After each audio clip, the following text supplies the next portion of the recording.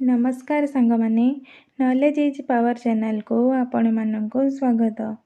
आज आमे जानिबा ओजन बढ़ाइबार सहज व घरोई उपचार विषय रे। अधिक पतला हेबा आपणकर पर्सनालिटी एवं आत्मविश्वास उपरे अधिक प्रभाव पकाई थाए। जदिओ बजार रे ओजन बढ़ाइबा पई अनेक औषध मिली थाए, किंतु एई मेडिसिन व्यवहार कले अनेक साइड इफेक्ट देखा जाय थाए।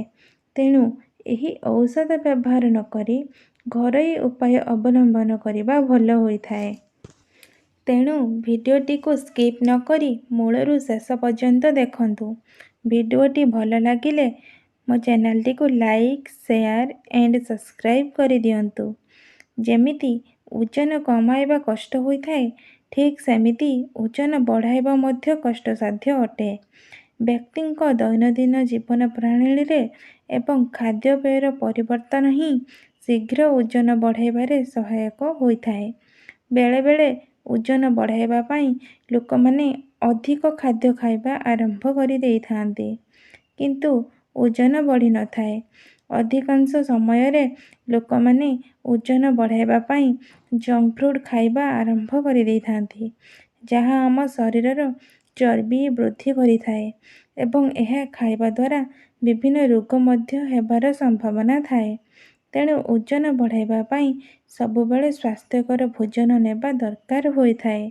हेल्दी खाइबा द्वारा आम मांसपेशी गुड़िक भल भाव विकसित होई थाए एवं अदरकारी जगार चर्बी बढ़ी न थाए एवं स्किन मध्य ग्लो करिथाए।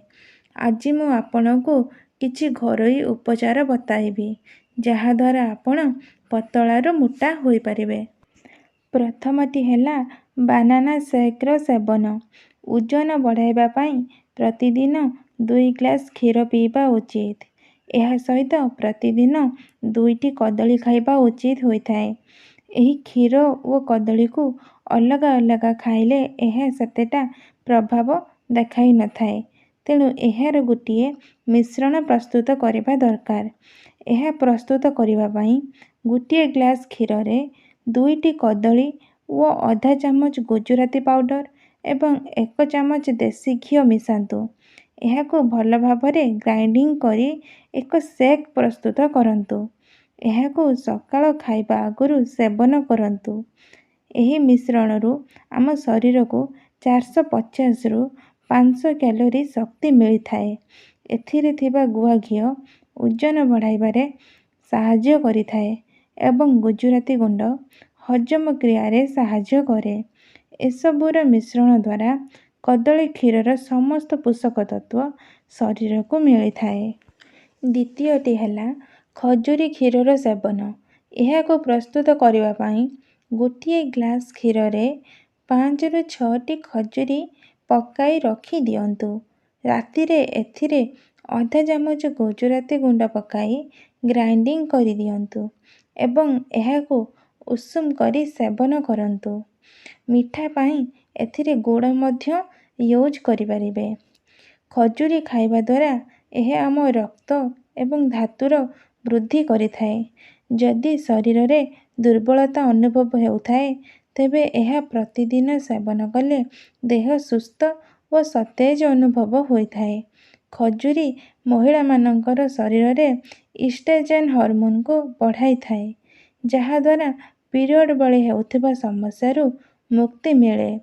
जदि एही दुई प्रकार मिश्रण को आपण सकाळ ओ राति रे सेवन करिबे, तेबे गोटिए सप्ताह भितरे आपणकर ओजन एवं शक्ति रे पार्थक्य अनुभव करि परिबे। तृतीयटी हेला चीना बादाम।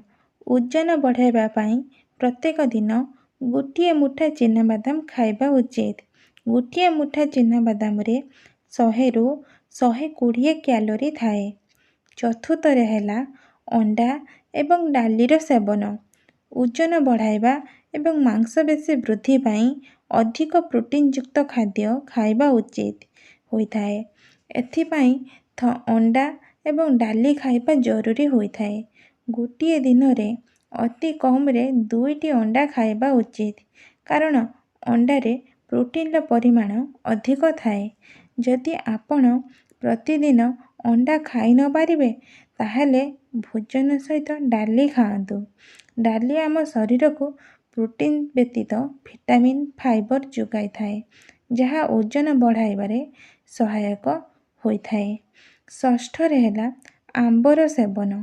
ଆମ୍ବ ଓଜନ ବଢ଼ାଇବାରେ ବହୁତ ସହାୟକ କରିଥାଏ। ଗୋଟିଏ ସାମାନ୍ୟ ଆକାରର ଆମ୍ବରେ 135 କ୍ୟାଲୋରି ଶକ୍ତି ଥାଏ।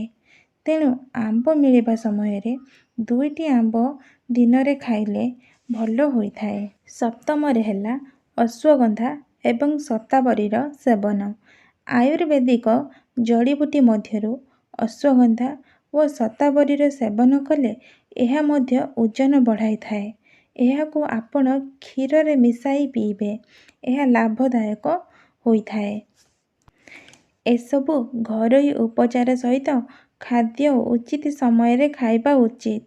ଏହାଦ୍ୱାରା ଓଜନ ବୃଦ୍ଧି ହୋଇଥାଏ। ଆପଣଙ୍କୁ ଭିଡ଼ିଓଟି କେମିତି ଲାଗିଲା ଆମକୁ କମେଣ୍ଟରେ ଜଣାନ୍ତୁ। ଧନ୍ୟବାଦ। ଜୟ ଜଗନ୍ନାଥ।